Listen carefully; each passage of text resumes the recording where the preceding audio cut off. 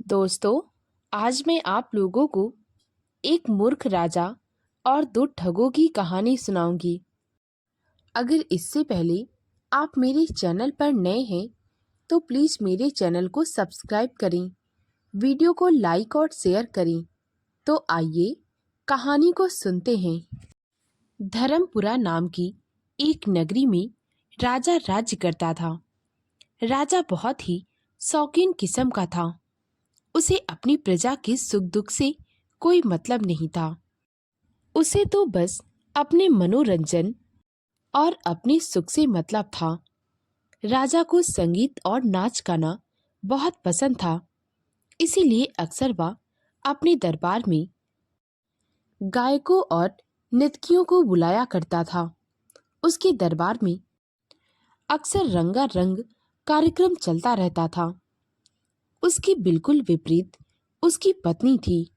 रानी को प्रकृति से बहुत प्रेम था, इसीलिए अक्सर वह बाग बगीचों में जाया करती थी। वह रानी तो थी, परंतु आम औरतों की तरह अपना जीवन जीना पसंद करती थी। वह नगर की औरतों के साथ बहुत अच्छे से पेश आती, उनके साथ बहनों की तरह प्यार करती और उनकी समस्या समझती और फिर उनका निवारण भी करती। इसीलिए सारी औरतें रानी को बहुत पसंद करती, वे रानी का सम्मान करती। राजा रानी को ज्यादा पसंद नहीं करता था। उसी राज्य में एक राजनर्तकी थी जिसका नाम रूपमाला था। रूपमाला बहुत ही सुंदर थी। राजा उसे बहुत पसंद करता था और उसे रानी बनाना चाहता था, परंतु वह तो एक नाचने वाली थी, इसीलिए उसमें रानी या फिर राजकुमारियों के कोई भी गुण न थे। राजा उसे अक्सर सिखाया करता कि तुम राजकुमारियों की तरह जीवन जीना शुरू कर दो, उनके जैसे तौर तरीके सीख लो, राजघराने में जैसे होता है तुम वह सब कुछ सीख लो। हो सकता है प्रजा तुम्हें रानी के रूप में देखने लगे और फिर उसके बाद मैं तुम्हें रानी बनाऊंगा तो प्रजा में कोई भी तुम्हारा विरोध नहीं करेगा। उस नाचने वाली ने बहुत प्रयास किया, परंतु वह राजघराने के तौर तरीके सीख ना पाई। एक दिन राजा ने अपने महल में एक कार्यक्रम रखा। वह कार्यक्रम को बहुत धूमधाम से करने वाला था, इसीलिए वह रूपमाला के पास गया और कहने लगा, इस बार तुम्हें ऐसा नृत्य करना है कि मैं एकदम झूम उठूं। रूपमाला कहने लगी, आप उसकी चिंता ना करें, आप तो जानते हैं आप मेरे दीवाने हैं, मैं कुछ भी करूं आपको तो अच्छा ही लगेगा, परंतु इस बार आप मेरे लिए कोई ऐसा वस्त्र बनवा दे जिसे मैं पहनूं तो फिर मैं दुनिया की सबसे खूबसूरत लड़की लगूं और उसे पहनकर मैं रानी जैसी दिखने लगूं।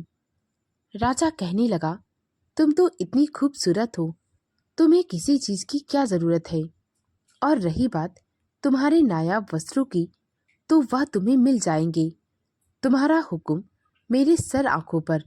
इतना कहकर राजा वहां से चला आता है।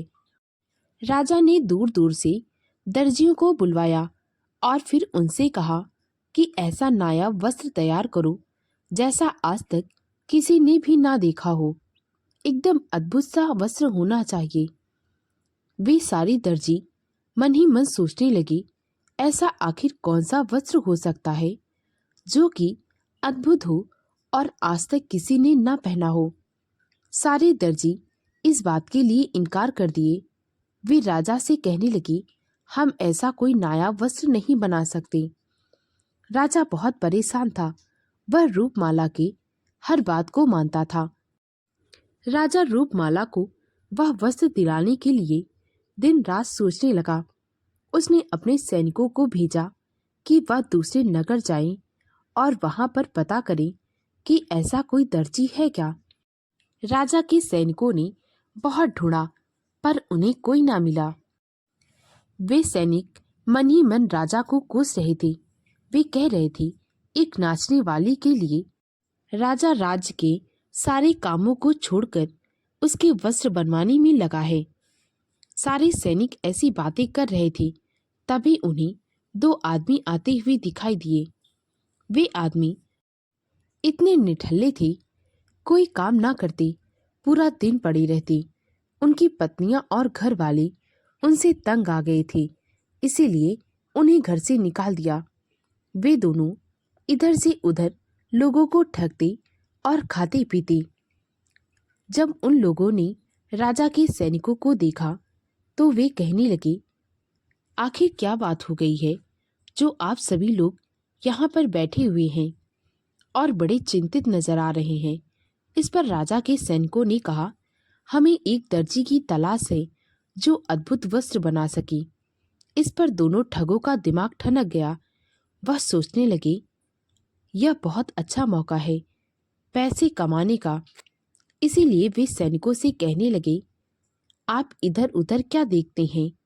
हम लोग बहुत अच्छे दर्जी हैं और ऐसे वस्त्र बनाते हैं जैसा कि दूसरा इस दुनिया में और कोई नहीं। राजा के सैनिक बहुत प्रसन्न हुए और वे कहने लगे, ये तो वही बात हुई, बगल में छोरा और नगर में ढिंढोरा। राजा के सैनिक उन दोनों ठगों को लेकर राजा के पास पहुंच गए। उन्होंने राजा को सारी बात बता दी। राजा ने दोनों ठगों से कहा, तुम लोग एक नायाब वस्त्र तैयार करो जो कि अद्भुत हो, ऐसा आज तक किसी ने भी ना पहना हो। वे दोनों ठग कहने लगे, महाराज, हम दोनों ऐसा वस्त्र बनाएंगे जो कि बहुत ही अद्भुत होगा, जिसे देखकर लोगों की आंखें चौंधिया जाएंगी। परंतु याद रखना, वह वस्त्र सिर्फ वही देख सकता है जो हमेशा धर्म के राह पर चला हो और फिर वह अपने पिता की ही औलाद हो, ना कि कोई नाजायज। राजा उन दोनों ठगों की बात पर सहमत हो गया और फिर राजा ने उन्हें 1000 सोने की मुद्राएं दी और कहा, बाकी के पैसे तुम्हें वस्त्र बनाने के बाद मिल जाएंगे। दोनों ठग 1000 सोने की मुद्राएं लेकर वहां से चले गए और राजा की बताई जगह पर वस्त्र बनाने लगे। वे इधर से उधर कुछ भी करते रहते। वे तो कामचोर थे, उन्हें ना काम करना पसंद था और ना ही उन्हें कोई काम आता था। वे मजे से उन स्वर्ण मुद्राओं को खर्च कर रहे थे। एक हफ्ते के बाद वे राजा के पास एक बक्सा लेकर गए और राजा से कहने लगे, महाराज, इस बॉक्स में वही वस्त्र है, परंतु याद रखना, यह उसी इंसान को दिखेगी जो अपने पिता की औलाद है और जो हमेशा धर्म के राह पर चला है। राजा ने जब बक्सा खोला तो उसे कुछ भी दिखाई ना दे रहा था। राजा मन ही मन सोचने लगा, मैं तो अपने बाप की असली औलाद नहीं हूँ और ना ही कभी धर्म की राह पर चला हूँ। हो सकता है इसीलिए मुझे वह वस्त्र दिखाई ना दे रहा हो। फिर वह सोचने लगा, अगर मैंने लोगों से कहा कि मुझे वस्त्र दिखाई नहीं दे रहा है तो वे सब समझ जाएंगे। इसीलिए राजा कहने लगा, वाह वाह, क्या कारीगरी है, क्या अद्भुत वस्त्र बनाया है, तुम तो बहुत ज्यादा इनाम के हकदार हो। उसके बाद राजा ने अपने मंत्री से कहा, मंत्री आओ और तुम देखकर बताओ, क्या तुम्हें यह वस्त्र पसंद है? जब राजा का मंत्री बक्से में देखने लगा तो उसे भी उसमें कुछ दिखाई ना दे रहा था। वह मन ही मन सोचने लगा, मैं तो कभी भी धर्म की राह पर नहीं चला हूँ और मैं भी अपने बाप की असली औलाद नहीं हूँ। मैं तो नाजायज हूँ। परंतु अगर मैंने लोगों के सामने यह कहा कि मुझे कुछ दिखाई नहीं दे रहा है तो वे मेरे बारे में सब कुछ जान जाएंगे। इसीलिए वह भी राजा की हाँ में हाँ मिलाने लगा और कहने लगा, हाँ महाराज, आप बिल्कुल सही कह रहे हैं, यह तो बहुत ही अद्भुत वस्त्र है, इसके जैसा तो और कहीं नहीं। वे दोनों ठग अंदर ही अंदर मुस्कुराए जा रहे थे। इसी तरह दरबार में बैठा उस बक्से को देखकर यही कहता, वाह, क्या वस्त्र बनाया है, ऐसी कारीगरी तो हमने कभी ना देखी। उसके बाद राजा उस नाचने वाली के पास गया और कहने लगा, देखो प्रिय, मैं तुम्हारे लिए क्या लाया हूँ। इस बक्से को खोलो और देखो, तुम्हारे लिए बहुत ही बेशकीमती, नायाब और अद्भुत वस्त्र है। तुम इसे पहनकर राज दरबार में आ जाना। उस नर्तकी ने जब वह बक्सा खोला तो उसने देखा वह तो खाली है। वह राजा से कहने लगी, महाराज, आप मेरे साथ मजाक कर रहे हैं। जब इस बक्से में कुछ है ही नहीं तो मुझे देखने के लिए आप क्या कह रहे हैं। राजा मन ही मन सोचने लगा, यह तो नाचने वाली है, इसे तो सच में अपने बाप का नाम भी नहीं पता होगा। राजा कहने लगा, इसमें वस्त्र है, तुम्हें इसे पहनकर दरबार में आना है। जैसा भी हो तुम्हें यही पहनना पड़ेगा। वह नाचने वाली कहने लगी, महाराज, अगर मैंने अपने वस्त्र उतार दिए तो मैं नंगी हो जाऊंगी। इसमें कोई भी वस्त्र नहीं है। राजा कहने लगा, मैं चाहता हूँ कि तुम यह वस्त्र उतार कर इसमें रखा हुआ वह अद्भुत वस्त्र पहनो। अगर तुमने ऐसा नहीं किया तो तुम रानी बनने का सपना छोड़ दो और मैं भी तुम्हारे पास कभी नहीं आऊंगा। इतना कहकर राजा वहां से चला जाता है। नाचने वाली लड़की बहुत परेशान हो जाती है। वह मन ही मन सोचने लगती है, अगर मैंने अपने वस्त्र उतार दिए तो मुझे नग्न अवस्था में ही राज दरबार जाना होगा। सभी लोग मेरा मजाक उड़ाएंगे। मैं राजा के सामने कैसे भी आ सकती हूँ, परंतु मैं लोगों के सामने ऐसी हालत में नहीं जा सकती। और अगर अपने मन की तो राजा मेरे पास कभी नहीं आएगा। मैं अपना रानी बनने का सपना भी खो दूंगी। वह बड़ी चिंता में पड़ गई।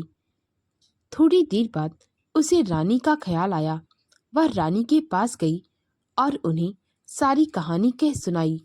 रानी पहले से ही जानती थी कि राजा राजनर्तकी को पसंद करता है और उसे रानी बनाना चाहता है। जब रानी ने सारी कहानी सुनी तो वह समझ गई कि राजा को उन दोनों ठगों ने मूर्ख बना दिया है। और वैसे भी राजा मूर्ख है भी। उसे तो कुछ भी समझ नहीं आता कि क्या सही है और क्या गलत। वह तो बस अपने शौक पूरे करने में लगा रहता है। अगले ही दिन सुबह सुबह रानी राजा के पास गई और कहने लगी, इस बक्से में कोई भी वस्त्र नहीं है। वे दोनों ठग थे। उन दोनों ने आपको मूर्ख बनाया है। भला ऐसा कौन सा वस्त्र हो सकता है जो अदृश्य हो।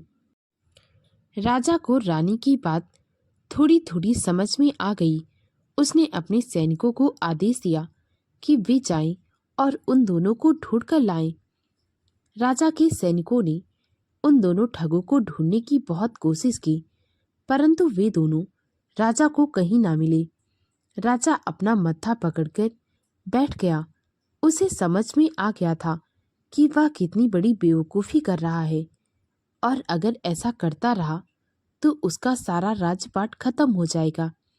इसीलिए राजा ने रानी की सलाह मशवरे लेना शुरू कर दिया और धीरे धीरे राजा में परिवर्तन आने लगा। दोस्तों, अगर आपको मेरी कहानी अच्छी लगी हो तो प्लीज़ मेरी वीडियो को लाइक और शेयर करें। मुझे ज़्यादा से ज़्यादा सपोर्ट करें ताकि मैं आप लोगों के लिए और भी अच्छी अच्छी कहानियाँ ला सकूं।